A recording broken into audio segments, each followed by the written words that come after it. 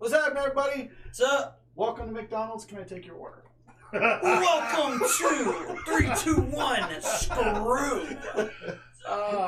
What's that? Come in. Screw. So let's turn down the volume. Yeah. We don't want to hear feedback, man. Alright, so All right, we got what's up, Captain everybody? Bill, we got Big Shot Joe, we got Fabulous B. Hey, so we've got a little bit of different stuff set up now. Yeah, we're just trying to... He's got his strap on. That's the one consistent thing since the second show in. Bill Second show. has his strap on.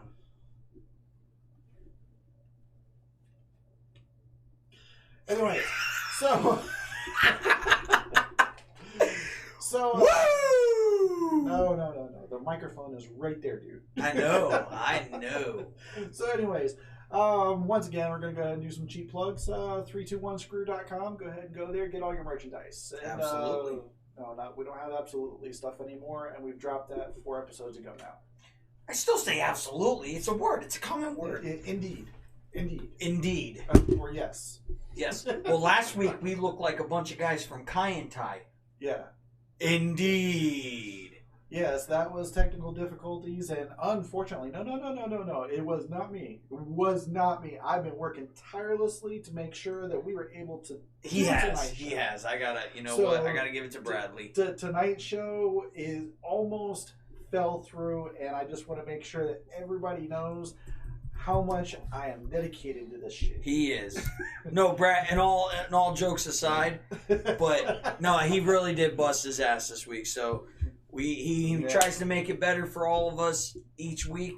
Adds in stuff. What do you guys think of the new little announcer table setup? Huh? Yeah.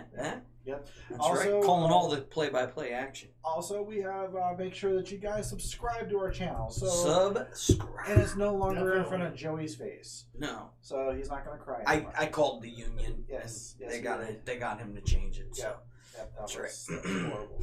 By the union, he means he called his mom. I did. Yeah. And she called got and it. Yelled at us. That's right. Yeah.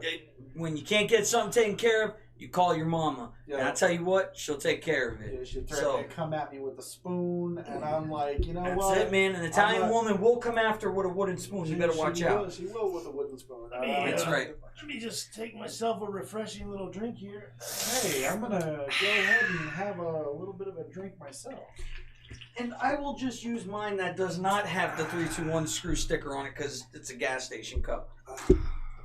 Very refreshing. Refreshing, Bill? It was. Yes. We have a fan saying that everything looks great, by the way, Bradley. That is awesome. Well, thank you All very much, Ashley. And I Alrighty. think you're a little biased on that one, but Yeah. I love you anyways. We appreciate it. Yeah, it's All only right. a half a kudo when it comes from the girlfriend. Right, exactly. Right. So, thank you, Elliot, for joining also. Elliot, big ups, man. Thanks for watching. Yep. Also, want to go ahead and let you guys know that we do have a new segment today. We do. Yes, with This Day in Wrestling. So that will be a little bit later on before we actually get into the content of the actual show, which is Controversies. We touched on. I'm gonna enjoy this one, folks. We touched on a little bit last week, and we're going to go ahead and elaborate on it. Right. We're kind of going to go ahead and blow through all of the programming this week because we have a lot. I don't want to blow anything. You can blow me. No, God no. Not my type. So, Starting with Monday Raw. Yeah, Monday Night Raw. Let's get right into it. So Monday Night Raw, dude, I sat there and I wrote a huge dissertation on what I was, what all of the. Excuse me, I'm gathering my notes here. I have them digital because I don't do paper anymore. Let's see here. Look like you sizing me up with your arm all like that, man. I was like, what? Stretching. Like he was getting ready to flare chop the shit out of me. Probably. Right on. Yeah. We'll never know until he does. Right. Yeah. So, basically, I mean, everything started out with a refreshed stage. Yes. New setup, new logo. Pyro is back. Pyro is back. Dude, I was so excited whenever I saw Rey Mysterio come out and Boom! Booyaka! like, Booyaka! yeah. I was like, Yeah, man. okay, this is back. Yeah, dude. It was too bland without it. Yeah. You know, and then That's, and then pyrotechnics. Lesnar's pyro came up, and Yeah. then he commenced to beating the crap out of Ray and Ray's kid. And Took him out to the woodshed. He did, man. It wasn't even like I'm gonna do a few German suplex. He freaking ring posted his ass. Freaking, you see, and I tell you what, that kid can sell though, man. Oh yeah. He was my back, shit, my back, and he out on the stretcher. He played it off good. Ray takes his mask off. I don't know if you guys caught that when the door shut. First time ever in WWE, he took his mask off, huh? In WWE, but not you caught it. What was that supposed to be? I watched it, ladies and gentlemen, this week. I had time to actually watch it in my busy schedule. Bill. Mm-hmm. Yeah. Why you gotta say it like that? And moving on. So yeah, there's a few other there's a few other things from that stand out to me on Raw. Is once again the Viking Raiders taking out the OC the second week in a row. Yeah. We kind of skipped over the Sasha Banks Alexa Bliss match though. We didn't skip over it. We just hadn't got to it yet. Right. Or how's about Heavy Machinery having an awesome tag team title matchup against Rude and Ziggler? Even though they lost, they were awesome in that match. So we got quite a bit to cover. I absolutely love Heavy Machinery. They're great, Heavy dude. Machinery's awesome. They're great, dude. They're probably one of my favorite tag teams right now. Yeah, honestly, same here. Dude, honestly. For Monday Night Raw, Otis Dojovic is freaking awesome, man. When he does the worm. And you are correct, too, though. The Sasha Banks-Becky Lynch match Alexa Bliss match was good. It was. Actually, Becky Lynch was ringside for that, though. Well, she was ringside. She was at the announce table. Was she at the announcer's table? Which I found that kind of odd because she just stood there on the announce table for the entire match. And I'm like... Let me ask you guys something, since we said announcer's table.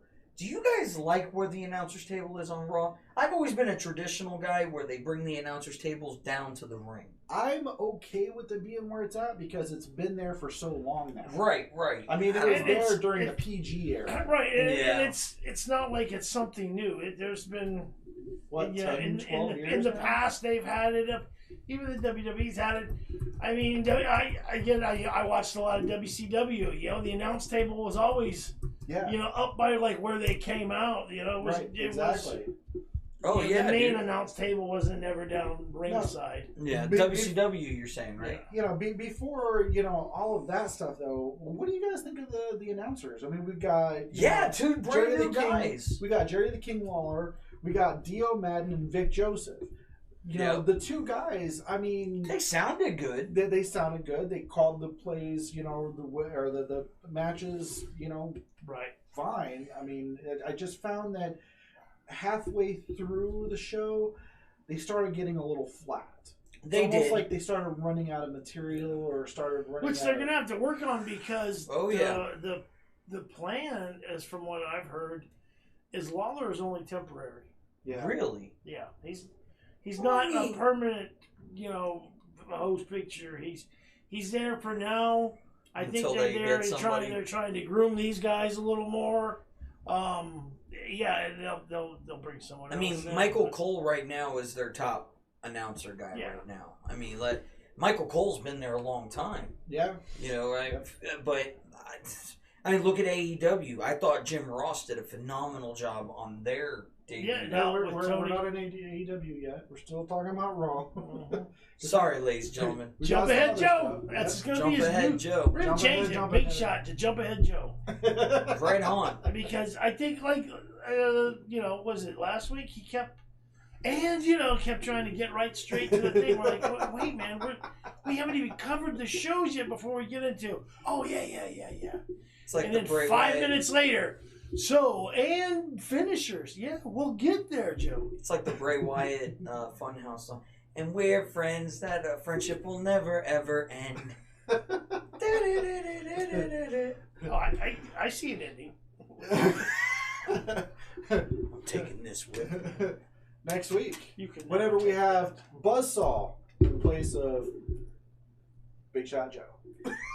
It's true. I'm going to be in Vegas next week, ladies and gentlemen, for one of my best friend Brandon's his bachelor party. So you guys will have to go on without me for 1 week. Oh. So, However, will we do it?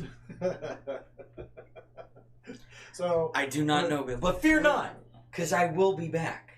we will have a special. See his fucking face. Like, got a special. It's like guest. when my mom told me, guess what? We're having spaghetti for dinner tonight. Oh. you don't like spaghetti? I hate spaghetti. Oh my God, you are destroying our friendship. How do you not like spaghetti and meatballs? I'd rather eat from the cat's litter box. That's like him. He doesn't like white rice. No. No? Not really a fan. Not really a fan. I can't deal with this guy. I can't do it. Okay, so Monday Night Raw. Yes. So actually, after the match between Ziggler and the Heavy Machinery, Miz's music hits, and of course he's got to give himself a cheap prop with his birth of his brand new baby daughter. Hey, I would. And then all of a sudden, Ric Flair's music comes on. Ric Flair comes down to the ring, and we got Hogan's match that comes out. You can tell him that one. What? Not white rice? I'm offended. Asian, you're supposed to be yellow rice. Oh, they like white rice too. Hey, if it's any consolation, I dig the hell out of fried rice. There we go. See? What about pork fried rice? Yeah, man. We'll eat the Stop- shit out of pork Stop fried being rice. offended, man. It's just plain white. Plain white rice. Got no use for you. Fried rice? Fried rice. Fried rice. All right. 5 minute, my friend. Yes. So, 5 minute. All right. So go ahead. So, anyways, we had Ric Flair and Hulk Hogan in the ring, and of course, Yeah. Hulk Hogan's out there, and he's doing his brother, and the music. He said brother probably about 50 million. It was worse than me saying absolutely. Right, exactly. Brother. Indeed. So, but anyways, Ric Flair calls him out on his music. He goes, after 30 years, I'm tired of that music. Yeah. And then the Miz chimed in. He goes, "Well, you've been saying woo for about that amount of time." True. Yes, yeah. he has. Well, I thought Flair and Hogan were gonna come to fisticuffs. Right. I would have felt bad for Flair because I feared for their hips and their. Yeah. I thought it was gonna be their false teeth.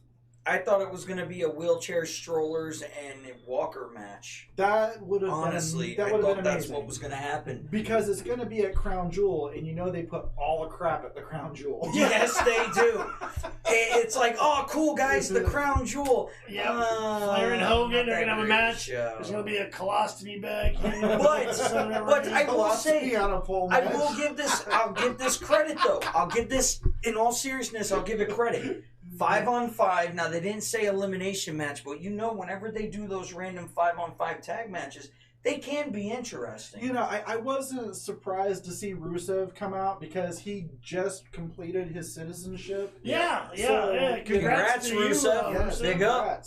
So, so now he is technically a real American. He's going to come out to I am a real American. Isn't it a shame, though, that he finally became an American, but then his wife did him dirty? Oh, dude, we're not there yet, dude. I'm on Monday Night Raw, damn it. I'm on the top. Jump ahead, Joe. I can't. Jump ahead, Joe. I can't work like this. No, I just can't. No, we wish you wouldn't. Circle back around, dude. We're going to circle back around. Stop working like that. Like what?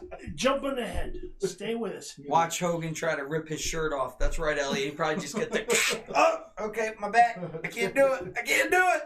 All right, I'll wait till we talk about Lana. Yeah, we're not quite there yet. But anyway, there was the match between AJ Styles and Cedric Alexander. Yep. That one was a good match. That was pretty good. I thought the ending was awesome. Caught him in the Styles clash, man. Right.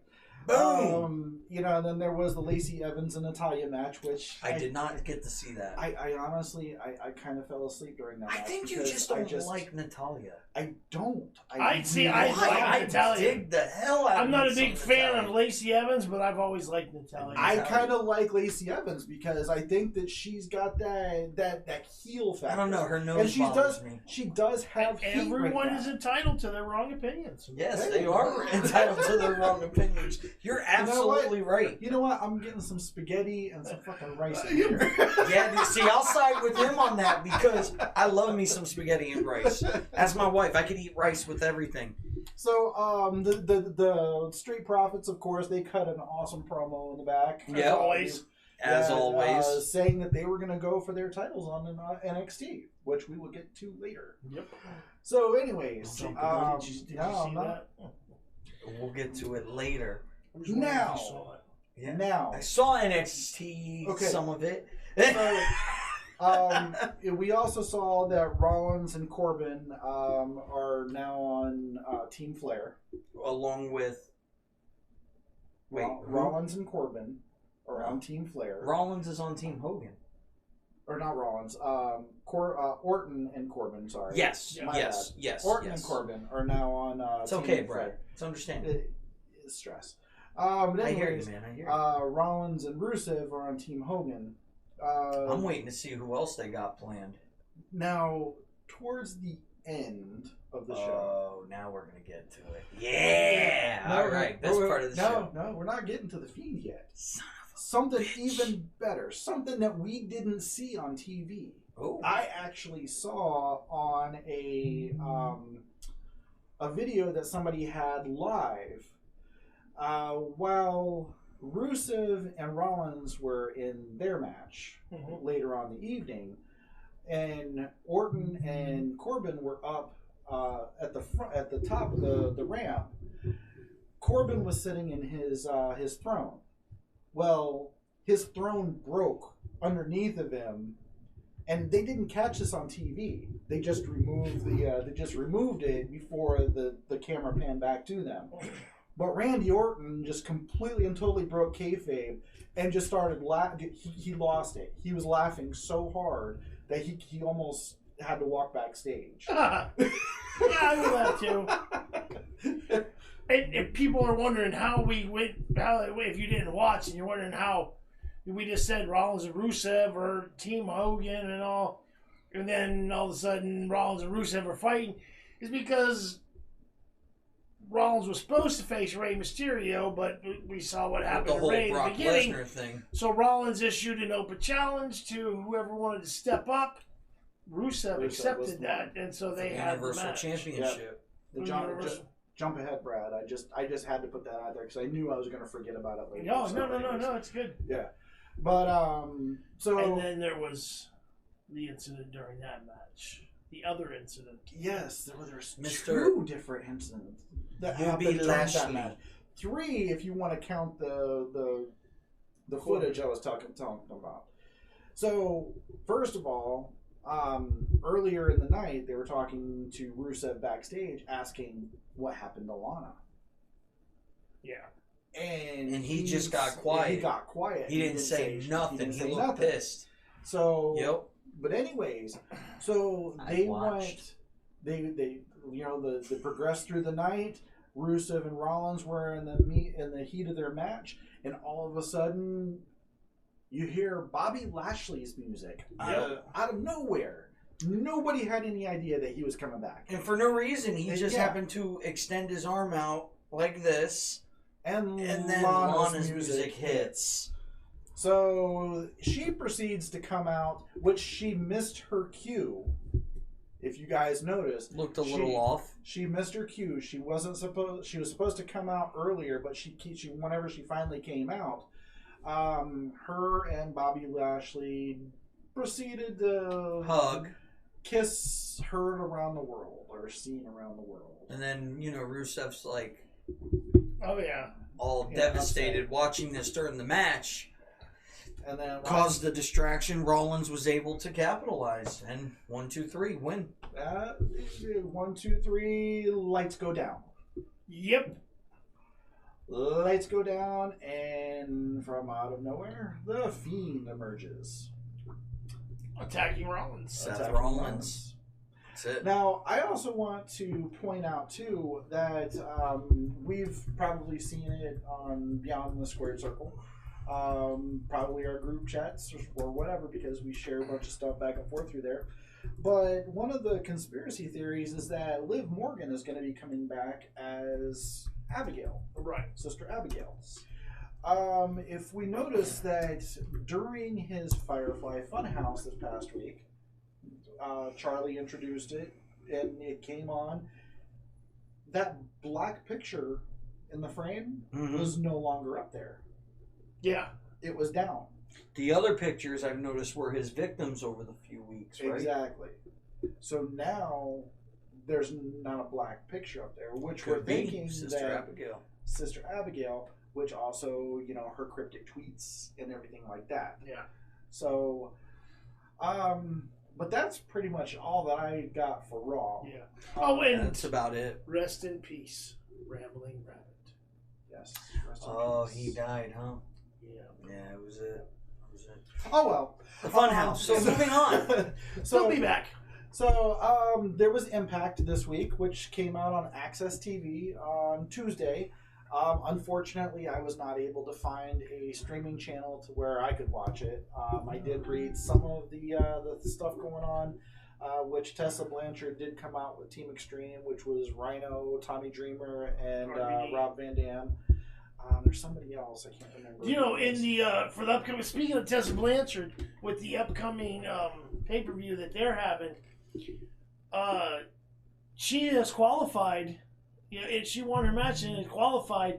She's going to be one of the 5 participants in the match for the X Division tournament title. It's gonna be a 5-person match. Right. And she's going to be one of the participants. Yeah. Dude, that's going to be amazing, man, because, I think that she's got all the talent in the world. How awesome would it be if she won? To be one of the first women to hold a heavyweight championship of a promotion. That's a first. That would be amazing, man, just in itself. That would be her setting a record. Right. China set a record by holding the Intercontinental Championship. Yep. Which was unheard of for that day and age. Props go to Tessa Blanchard. Oh my gosh, without a doubt. I am behind her 110%.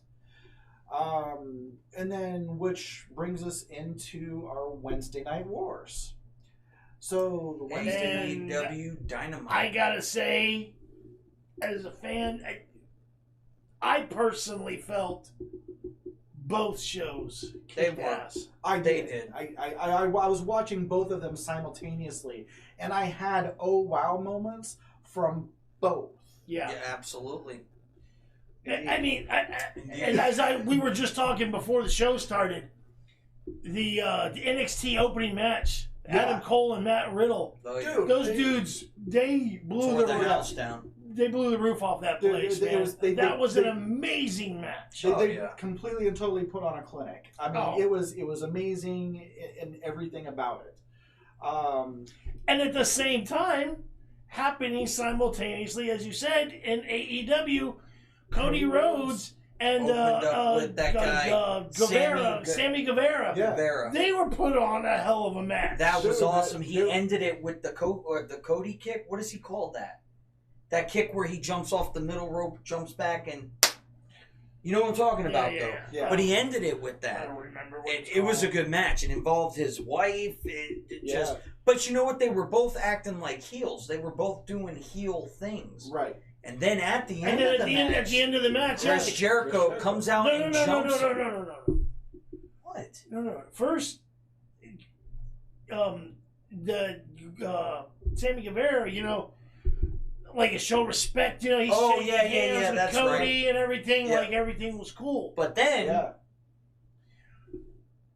the end of that match, that's when Jericho comes out, and then you see Sammy Guevara not doing anything, just standing there like, oops, exactly, which will bring us to later on. And then at the end of the NXT, Adam Cole Riddle match.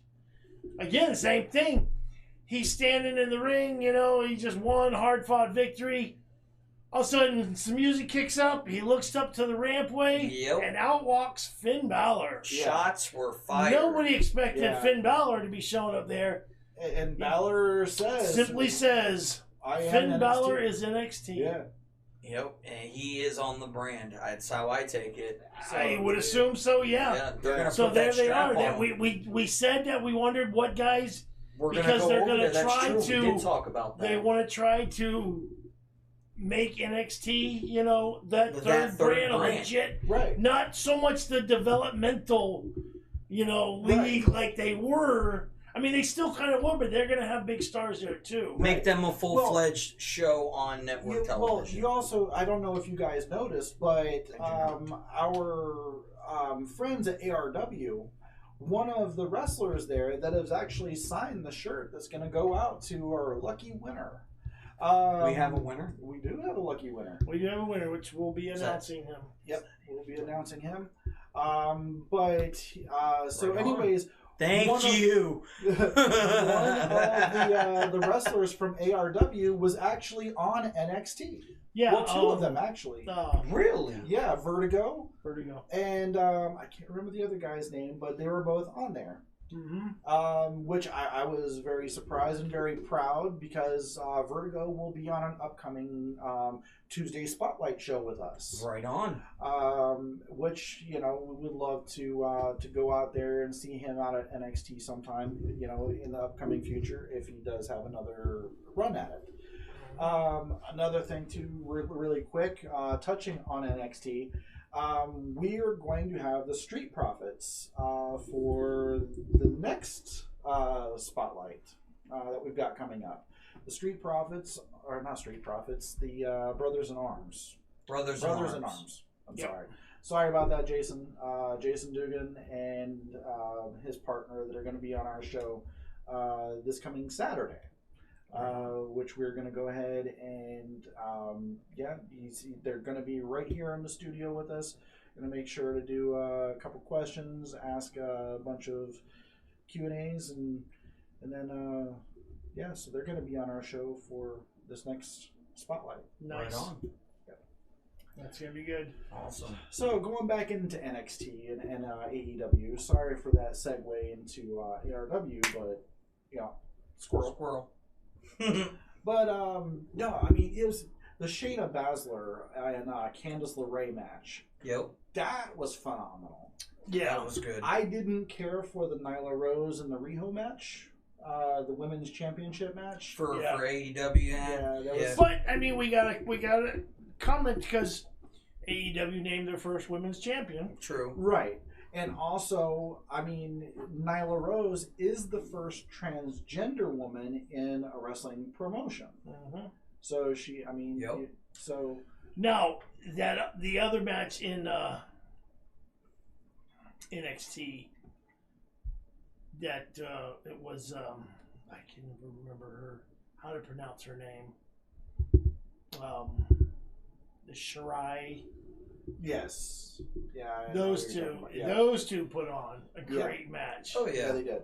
In all honesty, whenever NXT first came out or came to live TV, I wasn't really a fan. I wasn't either. I didn't follow it as much as I did Raw and SmackDown. Right.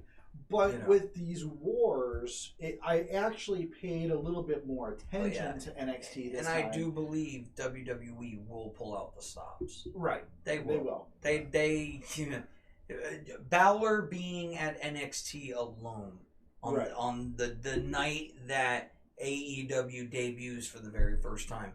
That was shots fired. That was a huge pop. That was a very huge pop. But not to the say very that first Universal AEW didn't shoot back. Oh no, they did. No, absolutely they did. So I mean, it was an all out war. You mentioned the Street Profits though. They did also have a match. They tried to take their tag team titles back from the Undisputed Era. Yes, that was a hell of a match as well. Yes, it was. Undisputed Era, through shady means, retained their title, but still a great match. Gargano had a great match. Joey Gargano. I honestly couldn't get into that match. I like Joey Gargano. I don't know. Something about him I just don't like as much as I like the other people. Is it because his name's Joey? Yeah. Could be That's it. That's a good reason. Could be I feel his pain. Yeah. And let's see, what else did AEW? What about Moxley? Yeah, during the Young Bucks. The Young Bucks. That was the match. It was the main event, right? Yeah, it was the Young Bucks and Kenny Omega taking on Chris Jericho and LAX. Which I was surprised and happy to see. It was. They are in AEW now. Yeah, and it was a weird team up. I didn't expect that. And John Moxley, Dean Ambrose, to some of you who don't know, he came out in the match, and him and Omega started fighting outside the ring, over the railings. They're really pushing out that into the crowd, dude. Leaving the Young Bucks there. Defend for themselves. The 2-on-3 now against Jericho and LAX. Right. And I do want to say something though about AEW. From watching it, from their production value and everything, dude, they're gonna be here for a while. Yeah. They're freaking amazing. Oh yeah, absolutely. I felt like I was watching, and this isn't taken away from them, but I felt like I was watching on TNT. You see the TNT logo and everything. Nitro. Yeah. Because you heard Tony Schiavone say it in the beginning. It's been since 2001, but we're back. Yep. Yeah. He wasn't just saying himself and announcers. He was saying... Yep. Right, and then... Being a TNT promotion. Yeah. Right. And then during that match, after Omega went off fighting with Moxley out into the crowd... to the backstage, a VIP area, then out to the concessions, all that. So left it 2-on-3. That's when Cody Rhodes come running out, going after Jericho because of the attack earlier from that Jericho night. earlier. Right. So now Cody's it's 3-on-3 again. Contender. And then Sammy Guevara, he comes running and joining in. You also got Dustin Rhodes. Well, yeah, but Sammy Guevara came out first. Right. Which again, it was 4-on-3, and Guevara, who just had this match with Cody, shaking hands, seemed to be show sign of respect and all that. He comes running out though on the side of Jericho and LAX, attacking Cody and the Young Bucks. And then Dustin. Then Dustin came in. Helping out, which evened it back out. 4-on-4 again, and then the big surprise is Jake Hager, a la Jack Swagger, the people. He comes from out of nowhere into the crowd, just decimating people. He's a big dude, and he is. He was the bitch. biggest guy in the crowd. He was. There. Yes, he was. Well, actually, him and Dustin are probably about. Not even. Right. But they come in and they ended up staying strong. So, like you said, Joey, does Jericho have a faction now? Yeah. Really? But you want to know what's cool about it? I can't think of a time where Jericho was a leader of his own faction. No, This, ladies and gentlemen, is going to be very interesting to see. Because Jericho, he's got a mind for the mic. Okay, number one. So he, out of all those stars, deserves to be a leader in a faction. And to show that he's dominant, he's already crowned the very first AEW World Heavyweight Champion, which we've talked about. Yeah. How about the shirt he was wearing, too? Yeah. A little bit of the bubbly. Yeah. Dude, but cool. You notice every time he comes back with something, whether it was WWE, ECW, WCW, he always changed it up. Yeah, he always changed it up. Now he's into the rock star with the fedoras and the. Oh, he's got the gimmick. He technically he is a rock star. I mean, if Jericho wrestles, I mean, he has a band. They have albums. They go on tour. If he wrestles in his 70s, he's going to come down with a light up walker to the ring. Yeah, I'm pretty much determined. He's going to just add into his gimmicks. That's it. Oh, my back! Oh, crap! Shit. As he's doing that, it's like you hear pop, pop. So yeah, that was a hell of an inning for AEW. And on the flip side, go over to NXT. Yeah. Here we go. You know, Adam Cole's out there, you know, and undisputed. Who comes walking out? He's already had Finn Balor come back, right, and step in the ring and basically tell him, "What was up? I'm here," and he's gonna take that belt. You know, your title's in jeopardy. Yeah. Who comes out and gets right up in Cole's face up on stage? Tommaso Ciampa, the former NXT champion, who's been out for quite some time now with an injury. Yeah, he's been out for a while. On SmackDown. Yeah.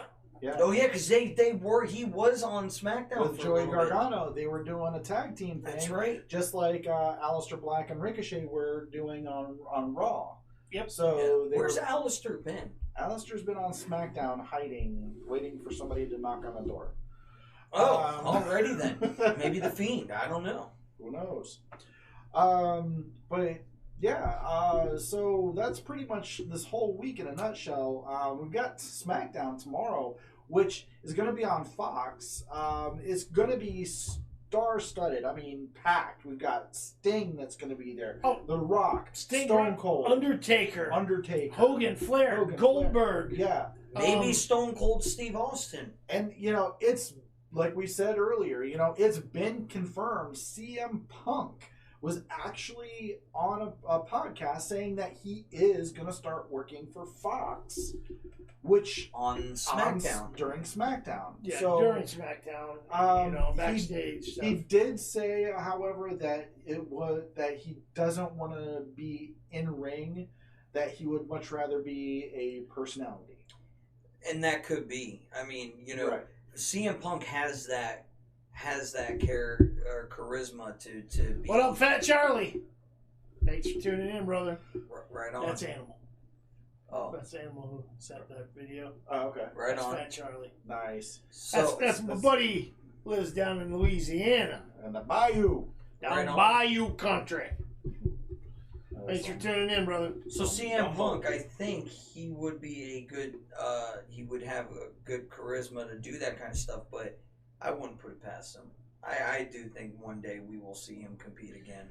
You know, I didn't think it would happen. I think it may happen. Who knows? I honestly didn't think it would happen, but with him doing this now, if it's gonna happen, this could be the catalyst for it, because he's gonna be backstage. You know, he's gonna get that feel for it. You know, and who knows? Maybe he's gonna hear the crowd. Well, you know, he actually said in this podcast that I watched that. You know, people are expecting him to come back as 2011 CM Punk. He's changed. But this is 2009. They're going to get 2019 CM Punk. So he's completely a different person. And he's been gone 6 years. He's left in 2013, 14. Right. No, the beginning of 14, because he left right after the Royal Rumble that year. Right.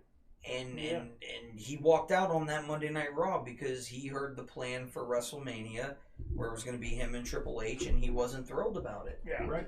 So he said, you know, I mean, look, I could be here all day talking about the gripes CM Punk had with Vince McMahon and the WWE. I don't know if that Colt Cabana podcast is still up, but really look it up on YouTube or whatever. Try to find it. Power Wheelchair Wrestling, Ashley says. Right on. So, but he does it, and I mean, dude, he talks for days on that, you know. But I think some things have been let go. I think it's been a long time. Well, yeah, he got his ass kicked twice in UFC. Badly. Badly. That wasn't even like a quick thing. And I give him props, because I wouldn't have had the balls to do something like that. But yeah, he gave it a shot. He gave it a shot, and I give him all the credit in the world, man. You know, him and Triple H have actually gone on record to say that, you know, they're willing to let bygones be bygones for the sake of business. Because at the end of the day, It's all about the business. It is. Right. That's all it is. You know what? Talking about Triple H, I want to give some props to him. Go ahead. Just some stuff I heard. I mean, we all know that with that first NXT show, he was there and went out to the crowd with everybody. Yeah, that was cool. But again, apparently he had an invite was sent to him because these people were having like a watch party or something at some for NXT bar, restaurant, whatever. And they invited him. Come on out, and he surprised them all by showing up. Yeah. At this restaurant they or must wherever have been that in was. town wherever they were. Oh yeah, obviously. He showed up there, which I thought, that's kind of a cool move. That is because you got to look at where Triple H is in his career right now, with how busy he is and stuff. Those opportunities do not come often. Yeah. Like as far as like if you go to a show and see wrestlers, he's going to be a lot less busy. He's just going to be focused on NXT, I think, for the most part now. Well, but I mean, dude, you got to Heyman and Bischoff. They're finally. Well, yeah, and those guys know what they're doing. They know what they're doing and run with those shows. But Triple H, even though it's just NXT, I mean, dude, there's probably got to be a lot of work that goes into that. Yeah. Right. So we're trying to stay true to the actual topic of the show tonight, controversies. What we want to go ahead and do real quick is we want to go ahead and do this new segment in this day in wrestling. So what we're going to do is we're going to go ahead and throw some stuff on the screen. We're going to go ahead and let you guys see what has happened over the last 30 plus years in in wrestling. In today's history of wrestling. So this day in wrestling, 34 years today. WWF taped the second edition of the Saturday Night Main Event, WWE Network link, from the Meadowlands Arena in East Rutherford, New Jersey. The show featured the wedding of Uncle Elmer, and in a pre-show dark match, Rick McGraw versus the Iron Sheik. Hulk Hogan defeated Nikolai Volkov to retain the WWF Championship. Uncle Elmer defeated Johnny Valiant in just 12 seconds. The announced match time was 6 seconds. Either way, it's the fastest match in WWF history, knocking off the record set by King Kong Bundy at WrestleMania back in March. Paul Orndorff and Roddy Piper fought to a double countout. Andre the Giant and Tony Atlas defeated Big John Studd and King Kong Bundy via disqualification. The Dream Team, Greg Valentine and Brutus Beefcake, defeated Lanny Poffo and Tony Guerrera for the WWF Tag Team Championship. So, flash forward, to 9 years ago today, WWE presented Hell in a Cell, which, by the way, is going to be this coming Sunday. Oh, I'm excited for that one, dude. From the American Airlines Center in Dallas, Texas, about 7,500 were in attendance, with 210,000 homes watching on pay-per-view. Yeah, 210,000 homes. That's down from 283,000 for the 2009 event. In a pre-show dark match, Goldust, R-Truth, and Kofi Kingston defeated Dashing Cody Rhodes, Drew McIntyre, and Dolph Ziggler. Daniel Bryan defeated The Miz and John Morrison in a triple threat submission count anywhere match to retain the United States Championship. Randy Orton defeated Sheamus in a Hell in a Cell match to retain the WWE Championship. Edge defeated Jack Swagger. Wade Barrett defeated John Cena. As a result of the loss, Cena was forced to join Nexus. I remember that. Had Cena win the match, or if any member of the Nexus interfered, then the group would have been forced to disband. Natalya defeated Michelle McCool by disqualification in a WWE Divas Championship match. And Kane defeated The Undertaker in a Hell in a Cell match to retain the World Heavyweight Championship. Yep. All right, so 2 years ago today, WWE presented live from Madison Square Garden in New York City. The event was noted for Brock Lesnar's first match in the building in 10 and a half years when he left WWE following WrestleMania 20. It was also the 25th anniversary of Chris Jericho's professional wrestling debut. Really? 25 years. Boy, we picked a hell of a day, man. In a pre-show dark match, Zack Ryder defeated Bo Dallas. In a pre-show dark match, also, Mark Henry defeated Joshua Kingsley. which I don't know. I don't remember a Joshua Kingsley. I couldn't tell you. Dolph Ziggler and Randy Orton defeated Rusev and Sheamus. Neville defeated Stardust, also known as Cody Rhodes. Team Bella, which was Alicia Fox, Brie Bella, and Nikki Bella, defeated PCB, which is Becky Lynch, Charlotte, and Paige. Kevin Owens defeated Chris Jericho to retain the WWE Intercontinental Championship. The Dudley Boys, Bubba Ray and Devon Dudley, defeated The New Day, Biggie and Kofi Kingston by disqualification in a WWE Tag Team Championship match. Brock Lesnar defeated The Big Show. That main event, the main event that night, John Cena defeated Seth Rollins in a steel cage match to retain the WWE United States Championship. Right on. So, and not only that, but today is John Morrison, his Johnny Nitro, John Randall Hennigan. Today is his 40th birthday. He's also known as Johnny Mundo in Impact Wrestling. At this time. At this time until his contract is up, and then he will be going to the World Wrestling WWE. That's right, y'all. And so, yeah, that's everything in wrestling history today. So, right on. And we're gonna try to do that as a regular segment, depending on our, everybody. Viewers. What do you guys think? Yeah, just I like it. I like it a lot. I like it a lot. Like a glove. So, right. anyways, getting into our topic at hand. Controversies. Not just WWE controversies. This is wrestling controversies. Oh, professional. This is where, from all times, eras, promotions. That's right. Go ahead, Bill. So, what we do is, I got a list here of all kinds of stuff. We're going to touch some of these we have talked about in prior shows, so we're just going to give them a mention. And we're not really going to touch on them because we've already done that. Some we're going to talk a little bit about, and there's some that we're going to go into a little more depth about that are a little meatier type topics. But let's start off with, and I'm gonna let Joey run with this one because he's quite familiar with this one. It was a segment on Raw that involved Stone Cold and Brian Pillman and the handgun. It did. It was Monday Night Raw. Austin was in a feud with Bret the Hitman Hart, with the Hart family at the time. And Brian Pillman was aligned with the Hart Foundation.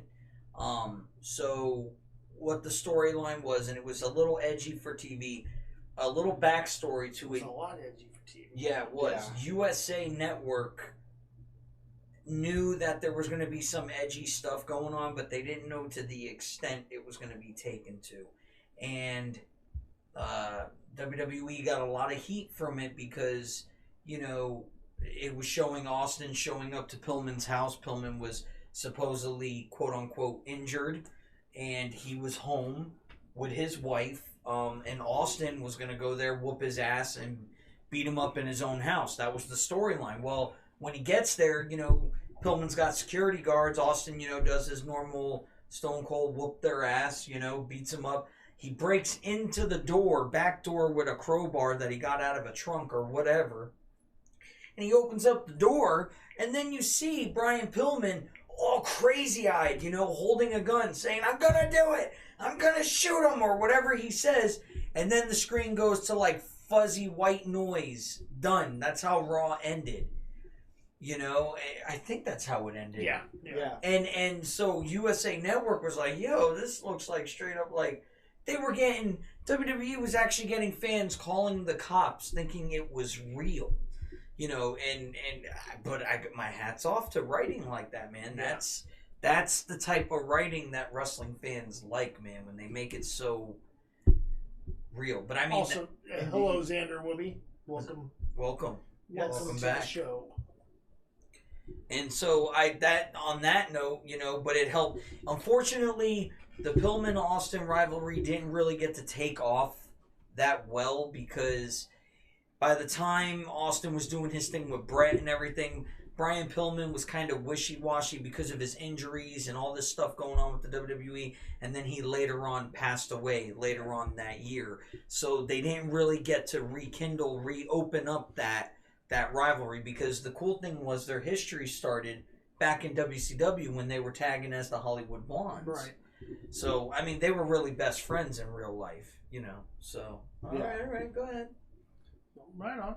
Right on. All right. Well, the second controversy that I have on the list involved the Road Warriors and Dusty Rhodes. Now, this goes back to when I was younger. This was back in the day when this happened, NWA days.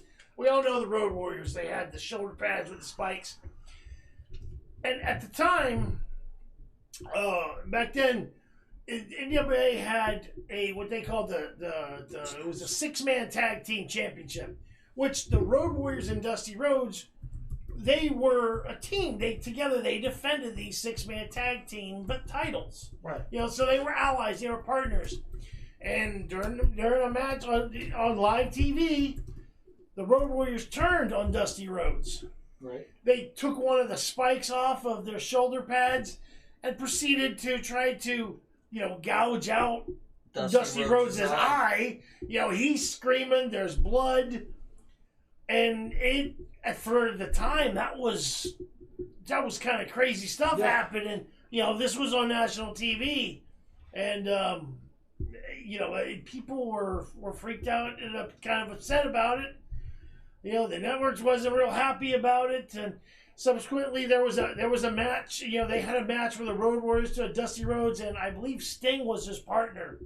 Actually, I think into this, but Dusty his eye was there, and they never really mentioned. They kind of just they wanted to skirt away from it. They didn't want to bring it back up again. But at the time, that was like I said, that was. That was some edgy stuff for you're talking late 70s. Yeah. Late 70s. For that time period, right around absolutely. 79, 80, somewhere around that time. And that was the NWA days, right? Yeah, NWA. And speaking of NWA, they are making a comeback. Yes, they are. So saw that interview. I'm looking forward to that promotion and starting too. It's cool because they're going back to the old school like they used to do. Yeah. They're going to be like in a studio, not in an arena. They're going to be like a studio taping, right? Kind of like what NXT is doing right now, with that closed circuit, smaller crowds, and so I think it'll be interesting. And the Rockers are their tag team champions now. So. Magnus is their world champion. Magnus Impact Wrestling Magnus. Yeah. He's their world champion. Really? James Storm is their North American. I think it's the North American or something like that champion. Good for them. Let's not get sidetracked. Let's get back to controversies. Yep. So next on the list Let's do it. Is the Lita miscarriage on Raw? Yeah, that one was a little messy. It's when Lita was supposedly pregnant with Kane's child and. Kane was going to get married, and it was a match involving between Kane and Snitsky. Yes. And then Snitsky kicked the baby. Yeah, she got hit or whatever and got knocked. She was on the apron and she got knocked off, and supposedly had a miscarriage, and there was a lot of people that were upset and offended by that because women who have had real miscarriages. Yeah, they didn't really like the fact that that the WWE was kind of like making light of that. Bring a storyline faking a miscarriage. Yeah, is inappropriate and offended people. I keep moving back and forth. You guys just pay attention. Watch Brad and me. We just, and then Bill and him. It's like I don't know. I can't get it. Us trying to not include me. No, not include you. Just be able to see one another. I try to have I'm looking at Brad talking to him, and all of a sudden, nope, you just sit right up and get right in the way. Like this. So then I gotta.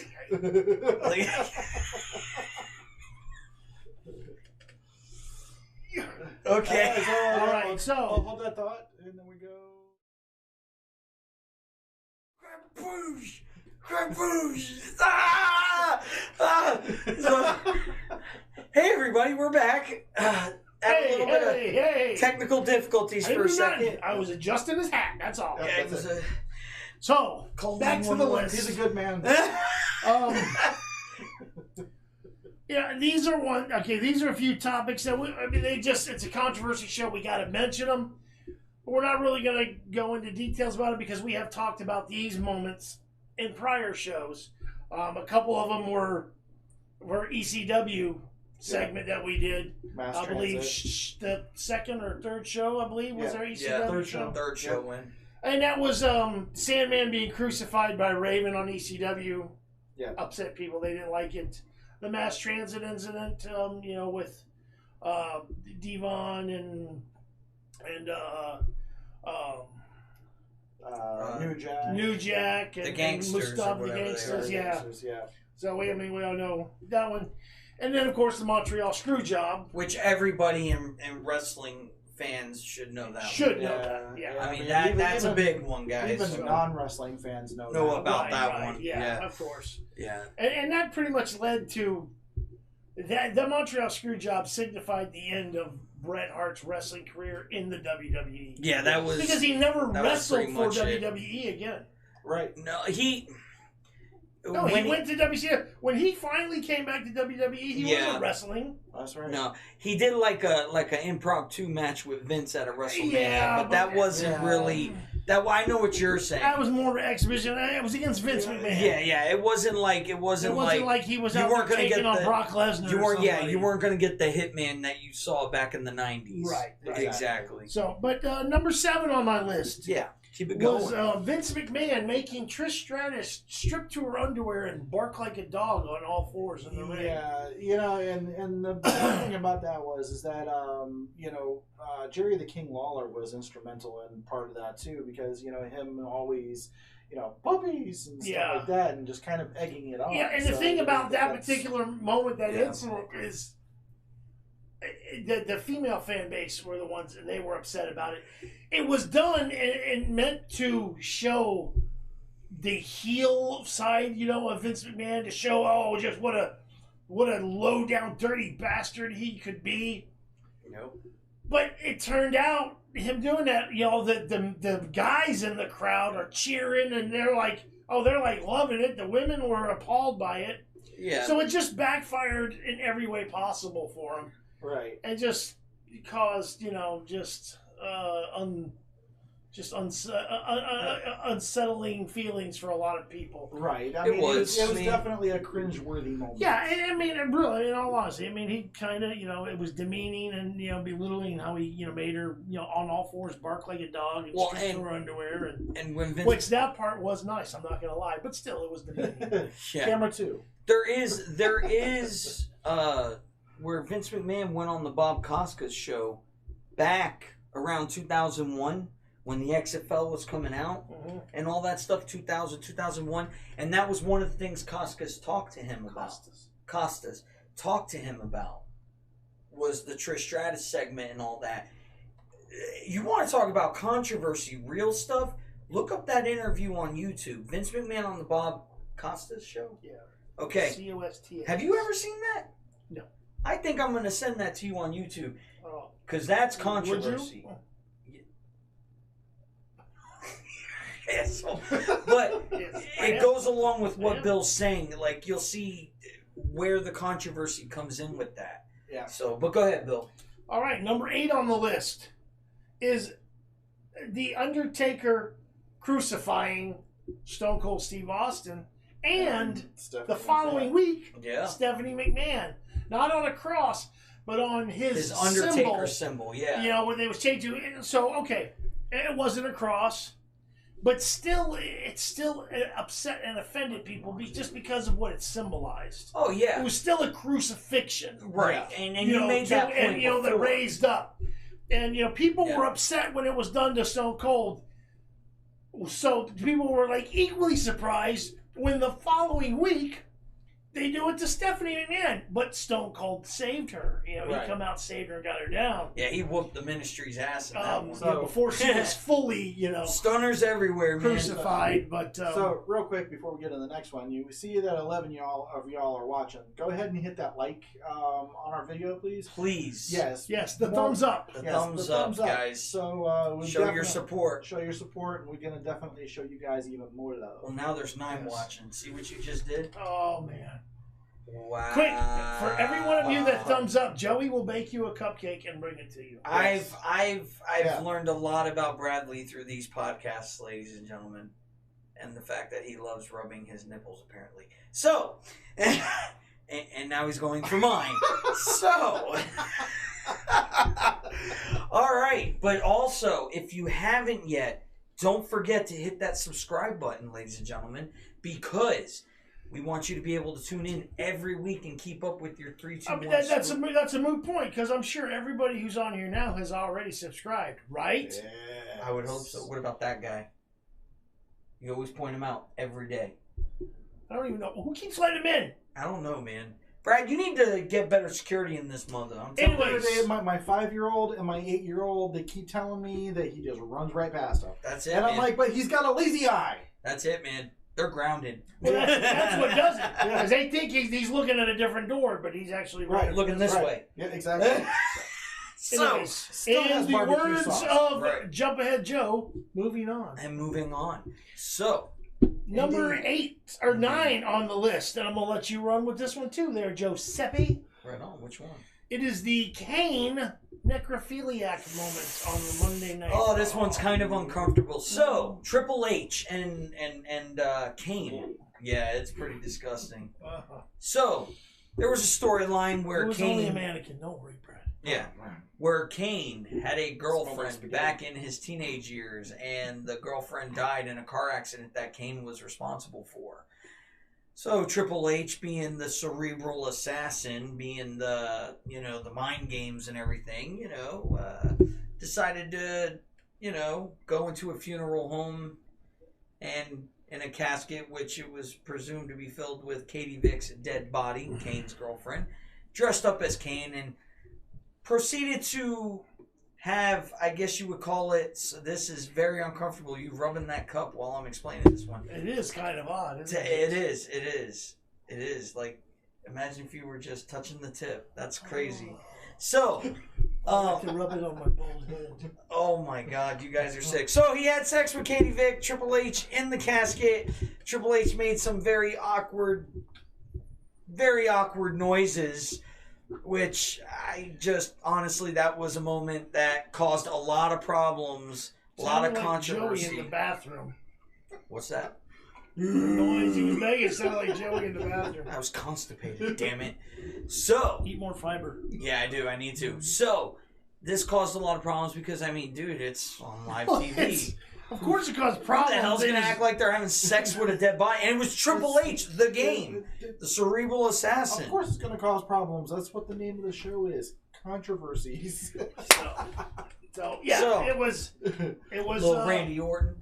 No. It was creepy. It was creepy. Yep. Yeah, It was creepy. That one was messed up. But, I mean, I get that they wanted to make the rivalry bigger and badder, but, I mean, I don't think they had to. But I mean, the WWE a mannequin that he was, this one isn't on my list, but it was one of those moments that actually kind of made me cringe when I was watching it, and it was when the Big Show, Paul White, was at his father's funeral. Oh, yeah.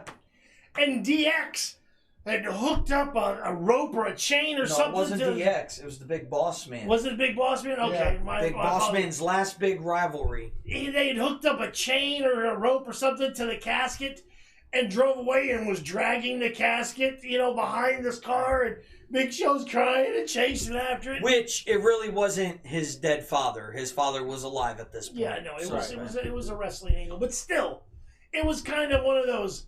Oh wow, That's a little edgy. Wow, they're going there. Yeah. Wow, man. Wow, Vince had one hell of a budget.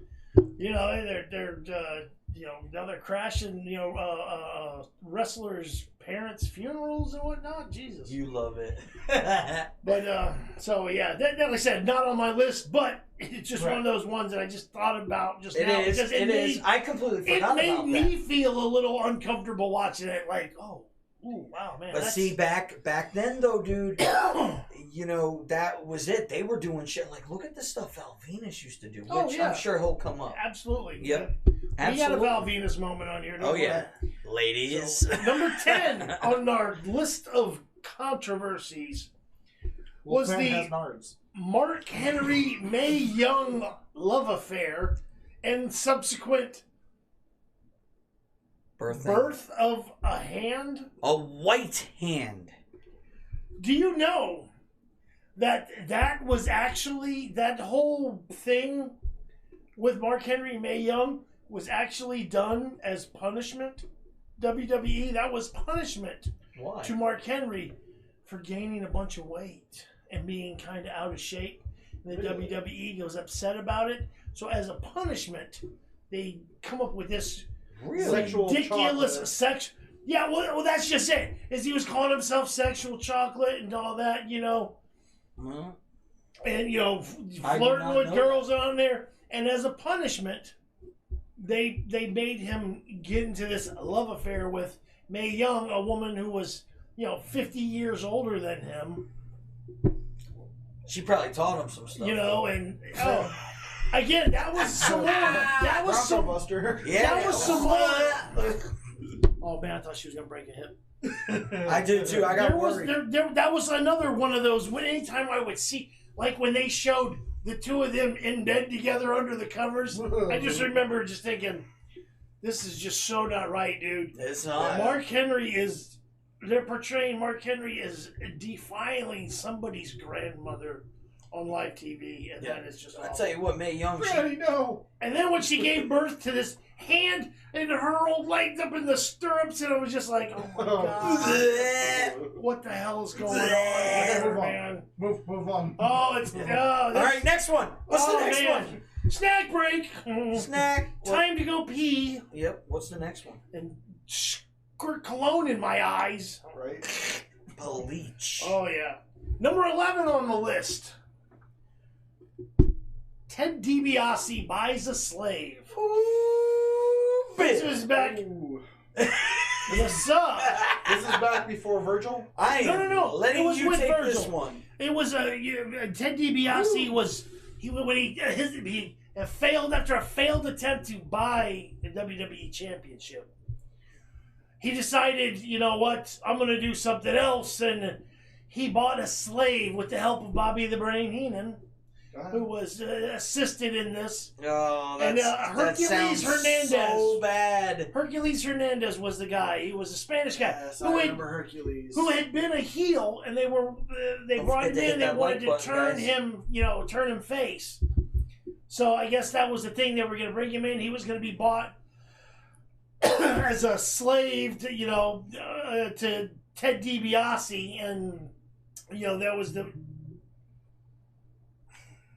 thing. They were going to turn him heel or turn him. Woo! I get your chest a good shot, and you always just smack my arm. Because your arm's always like this, man. I gotta wait till you're sitting like this. So yeah, there were people obviously. We're talking, buying the buying of slaves. Human trafficking. Yeah. No, that's a bad one. Of course, there are going to be people out there who got butthurt by it. Were you blocking in case I was? That's pro wrestling's facepalm moment of the night. Yep. So, number 12, as you mentioned earlier, Val Venus being threatened with castration by an Asian gang live on Monday Raw. Kayenta used to be do the voice. Do the voice. Okay. I copper you, chopper your pee-pee. That's right. Yamaguchi-san. Yep. Kayenta used to be a team of 4, maybe 5. Before they became just a tag team of Taka Michinoku and How Funaki. did you just call me? You're upsetting the Asian. Sorry, Asian. So, just hear me out. So, there was a storyline where Val Venus had an affair with Yamagaki-san, Sons, who was the manager of Kayenta. Right. wife, who was pretty good looking. She was beautiful. So, you know, they had some videos where they showed them like they were getting in bed, getting down and dirty, and then, you know, Val Venus would show on the Titan trying to piss this guy off.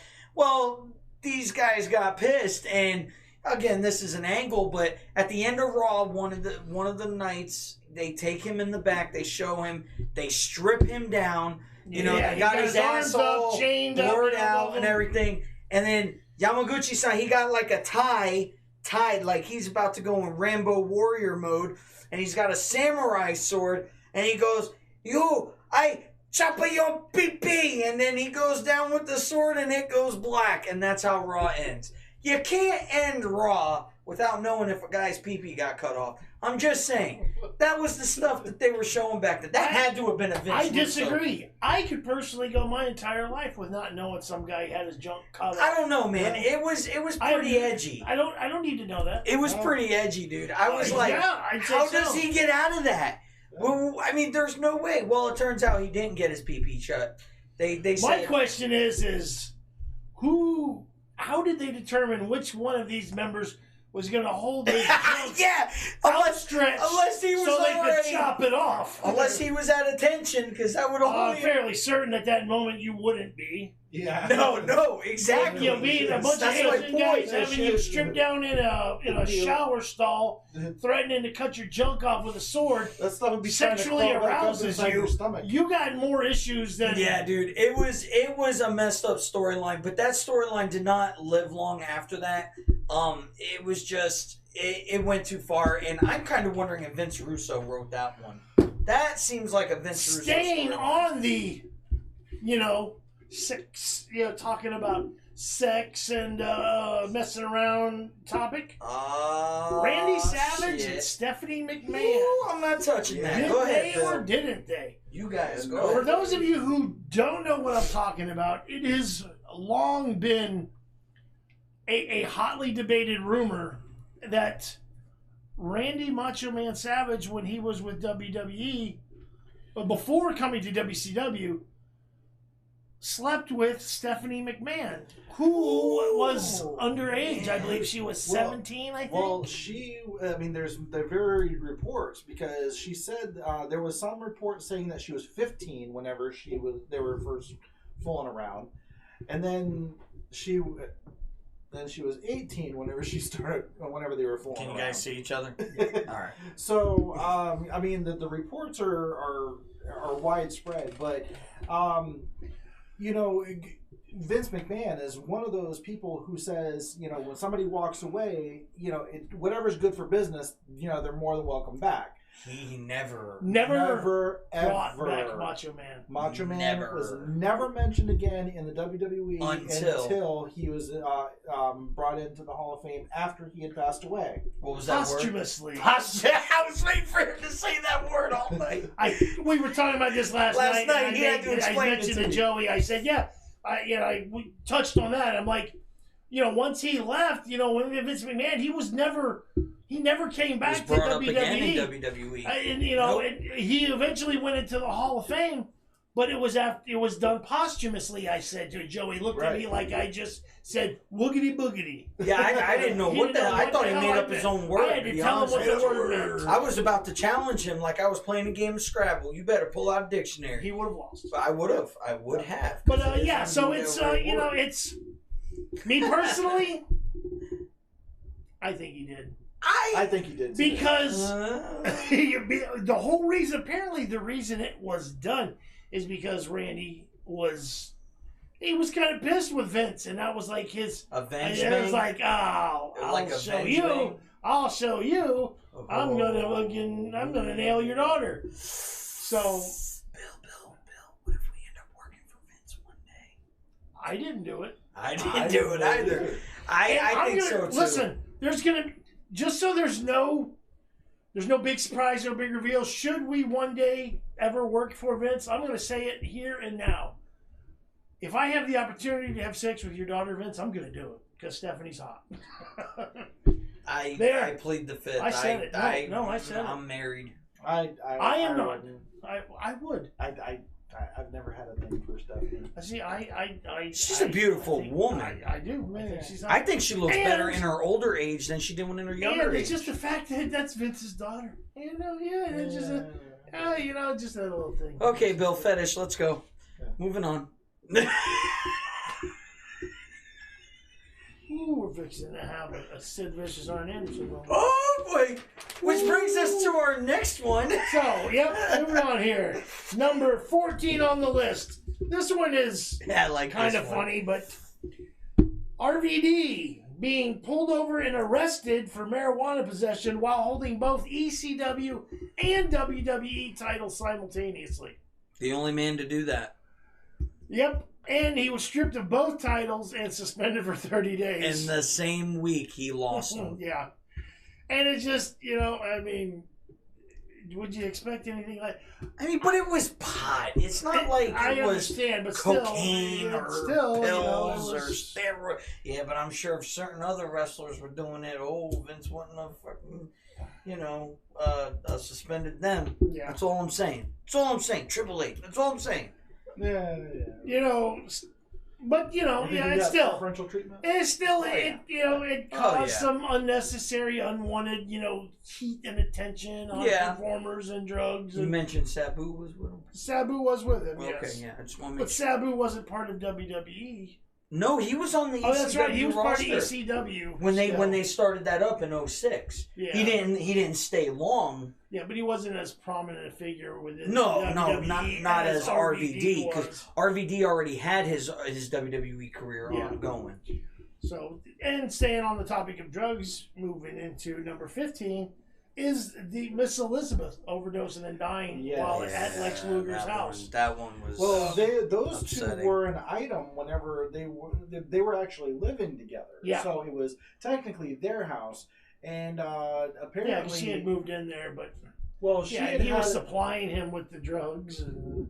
Right. So, she had a speckled history of drugs anyways, and the fact that, he had a steady supply. Yeah.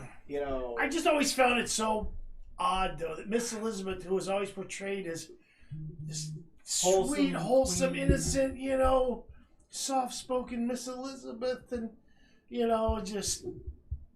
she's, doing drugs and shooting up and taking pills and all sorts of this debauchery with Lex Luger at their house, Yeah, and on it, and if I could just touch on something real quick with that. Touch on it. Thank you. Don't touch on it. See, you're sitting next to me. One of the things that Bill's going to read off is besides this is in general the drug use in wrestling, period. Now, I'm not saying it's like that in today's day and age, but Roddy Piper did an interview on 60 Minutes one time. Why didn't you save that tidbit for when I got to that part? Okay, hold that thought. We'll wait till Bill gets to it. Go ahead. It's literally like the next couple of things are drug related. Hurry up, man. The next one being on the list, it being what is referred to as the Hardy incident, which was Jeff Hardy and Sting at the Victory Road pay-per-view. Yeah. Sting was the TNA World Champion. He was pissed. And Jeff Hardy was set to, at Victory Road pay-per-view, Jeff Hardy was taking him on for that title. Yeah. I don't know what the fuck Jeff was on. Jeff apparently showed up to... he showed up to the event kind of messed up. And then took something and got even more messed up. A lot of people didn't know it. They didn't see it until it was time for him to come out. That they hit his music. It was something like 18, 19 seconds, 20 seconds. It wasn't long. Like passed.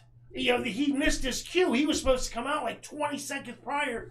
But he was messed up, missed his cue. He comes out, he's just, even through all the face paint, he's still just kind of like looking around in a daze, like he didn't know what the hell he was. So he gets out into the ring. Sting comes out. Now they're out there. They're talking. The ref notices because it's visibly noticeable obvious. Enough. Wasn't it Earl Hebner? It was not Earl Hebner. Was it but Brian you see Hebner? if you watch the video of it, you'll see before the match even starts, you'll see the ref doing the X. Yeah. Which, for those who don't know, if the ref does an X, that signifies there's an issue and a wrestler is unable to continue with the match. We need to... Right. So they actually saw this in the truck and immediately alerted Bischoff. Who came out and tried to play it. You know, change the finish of the match. Make a, a different angle. Yeah. So he comes out and they're going to change it. And he gets in the ring, he goes up and he shakes Jeff's hand and he leans in. Saying something to Jeff. We don't know, but obviously, from what we understand, he was telling Jeff, take the first bump and get pinned. Down. The match is going to be over. And then he goes over to tell Sting, or he tells the ref, he tells Sting. So they do the thing. Jeff, he's just, like you said, you can see before Bischoff came in, he's just in such a daze. Yeah, he didn't look like he was got his shirt on, he's going to throw it in the crowd. He stops, he's going to throw it over here, and then he does one of those, and he goes over here, and he's going to throw it, and Sting, you can see on his face, he's visibly upset, because he knows. Right. Something ain't right, something's wrong. And he's the main event for this pay-per-view. Sting has seen this kind of stuff before, because it was Scott Hall in WCW, who on a few different occasions come out to the ring, inebriated, inebriated, drugs, alcohol, both, whatever, Okay. Really just unfit to where it was just like, oh, okay. So, yeah, it was just and so what happens is the match starts, Sting goes in, hits a couple quick shots on Jeff Hardy, and then at one point Sting grabs Hardy by the hair and pulls him, and you can actually hear Jeff Hardy yell, ow! When Sting grabbed him by the hair and kind of drug him over, does the Scorpion Death drop and pins him. Hardy tried to kick out. Sting wouldn't let him. He's like, no, that was... We're done. So we're done. And he gets out, and he's up at the ramp, and the crowd starts chanting bullshit. And Sting starts yelling, oh, I agree. Absolutely, I agree. Yeah. He was heated about it, because... I don't blame him. It was such a build-up to that match, with those two. I believe Hardy was the heel at that point. He was. So he had his Hardy belt too for the heavyweight championship. Right. So and it was a huge build up for that particular pay-per-view. It was, and it had to end on such a crap show. Right. Yeah. It was. It was horrible. It was hell. And like I've said, which, by the way, Jeff